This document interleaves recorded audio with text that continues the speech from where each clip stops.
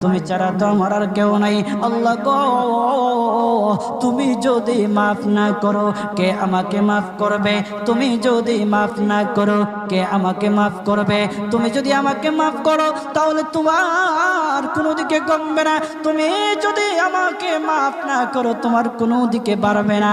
আল্লাহ গো, তুমি আমাকে মাফ করে দাও। সারাটা জীবন অন্যায় কাজ করেছি, সারাটা জীবন নাফরমানি করেছি, আমার কাছে কালেমার দাওয়াত কম আসে নাই, আমার কাছে কালেমার দাওয়াত কম আসে নাই, আমাকে লোকেরা কম বোঝায় নাই। ওগো আল্লাহ, তুমি আমাকে মাফ করে দাও। মাফ না করলে কোথায় যাব, কার কাছে যাব? বাবা যখন মারে তখন মার কাছে আশ্রয় নেওয়া যায়, মা যখন প্রহার করে তখন বাবার কাছে আশ্রয় নেওয়া যায়, বাবা মা যখন প্রহার করে তখন দুনিয়ার কারো না কারো কাছে আশ্রয় নেওয়া যায়। ওগো